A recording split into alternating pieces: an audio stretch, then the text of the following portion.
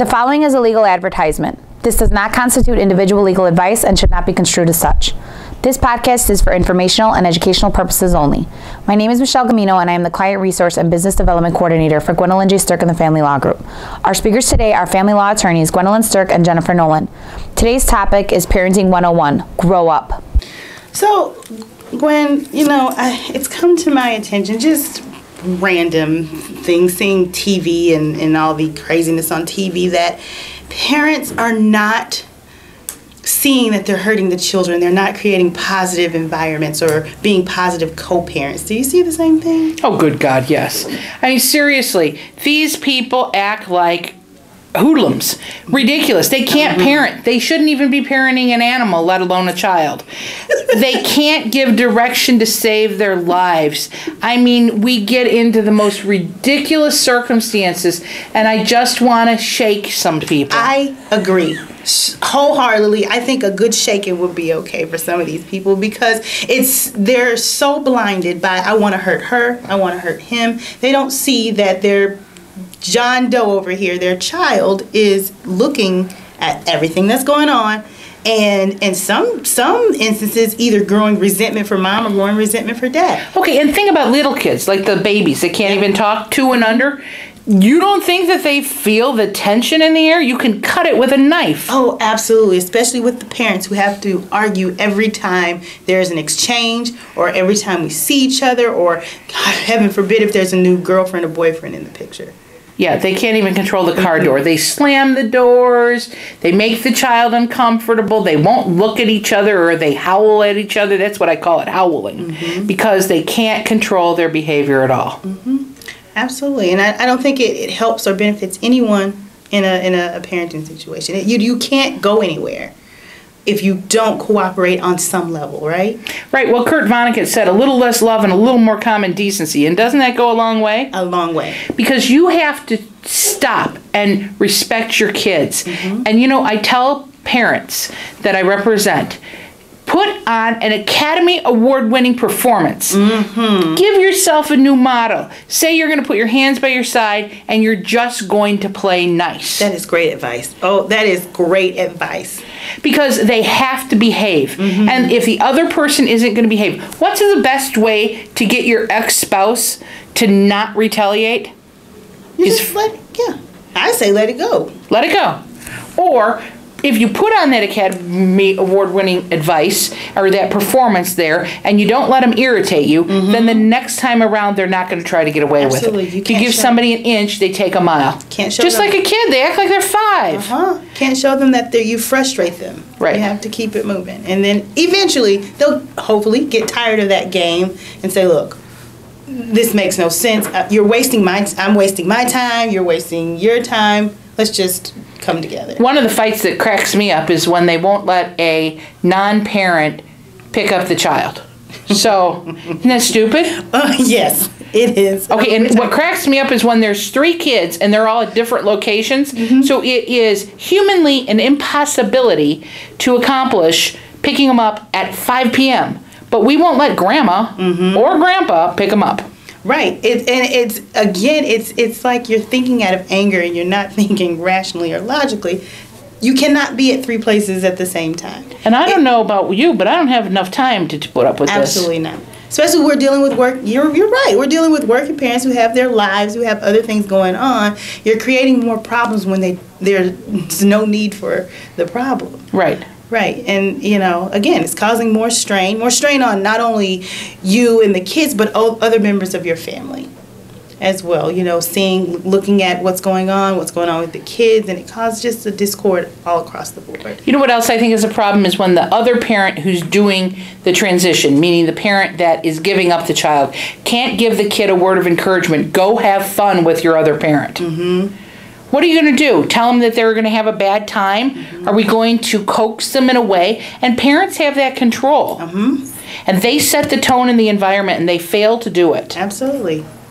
Think about it. If you don't want to do something, or you don't have the incentive, and mom or dad's not pushing you out to have a good time, you don't have that freedom to do it. Absolutely. Or you fear that if you do have a good time, you're scared about what mom or dad will say. If you say, yeah, I had a great time with the other parent, and then that causes some hostility, well, you shouldn't have had a great time, and they did this wrong.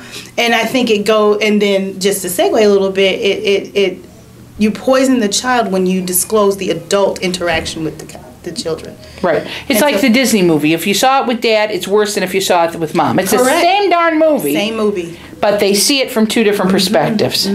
So what is the advice to parents? How do they behave? What should be done? You catch more flies with honey than vinegar. I think you co-parent in a positive environment. It creates, everything is smooth. You have less stress. It's less stress on the kids, and it creates the environment that we can grow and love, despite the fact that our family is not the same.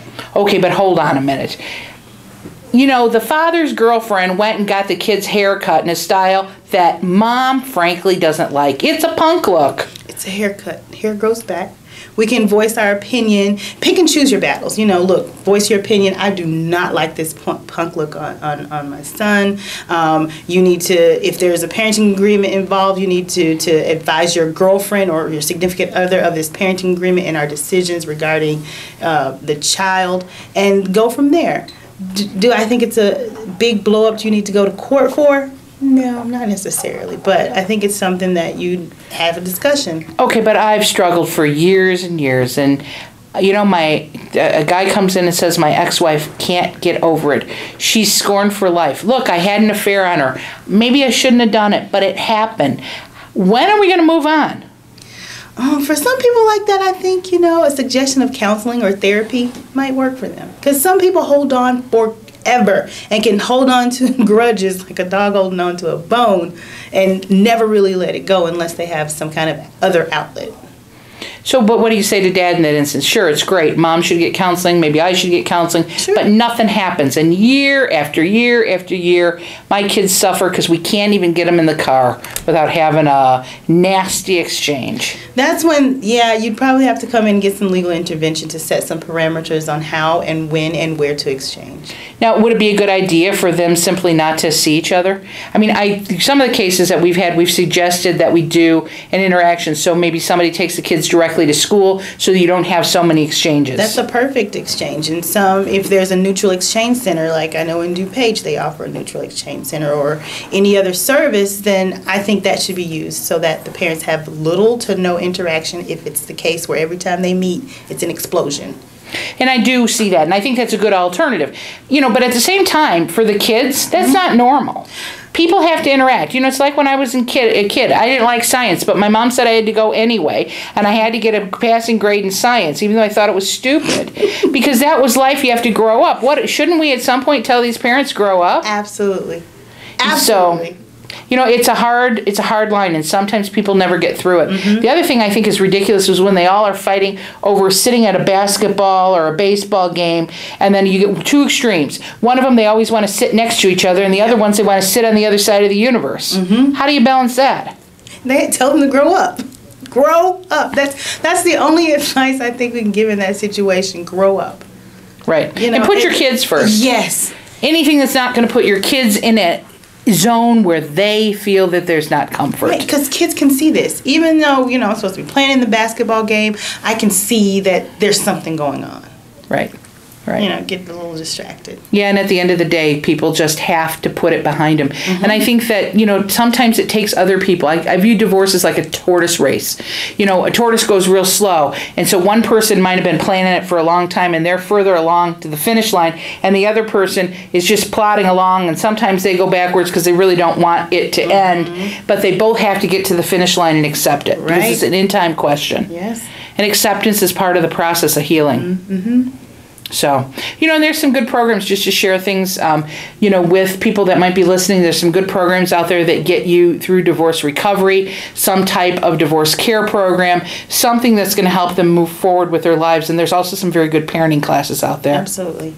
So, overall, we'll give them advice, but grow up. That's our message. Grow up. The proceeding was a legal advertisement from Gwendolyn J. Stirk and the Family Law Group.